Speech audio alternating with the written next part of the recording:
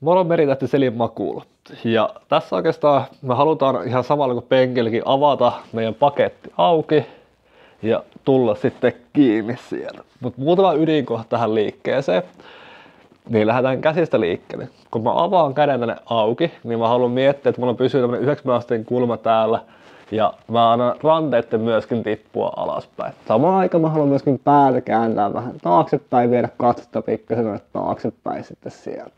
Sitten kun jalat on tosiaan auki myöskin sieltä, ne on lähennyksessä, loidutuksessa, niin sitten sieltä mä lähden tulemaan takaisin kerälle, nostan päätä, voi viedä täällä ristiin myöskin niin jalat ja kädet ja tulla sieltä tai ottaa vähän polvista tukea ja sen jälkeen uudestaan auki.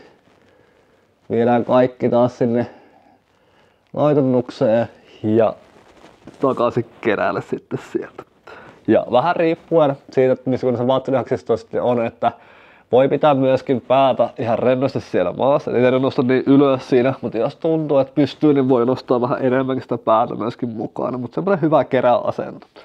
Ja taas auki kerälle ja tätä rataa eteenpäin. Eli hyvin lähellä samantyyppinen liike kuin siinä tuolikin tehtävä, mutta sitten käsi vaan aukeaa vähän enemmän sinne myöskin. Niska menee vähän vähemmän taaksepäin. Ja jalat aukeaa siellä niin kuin polvista enemmän sitten sieltä. Ja sitten yläasento on semmoinen hyvä pieni keräasento sitten siellä, missä voi käyttää sitä risteäviä samalla kuin tuossa penkillä tehtäessä, mutta ei ole niin tärkeä sitten sieltä. Sillä lailla.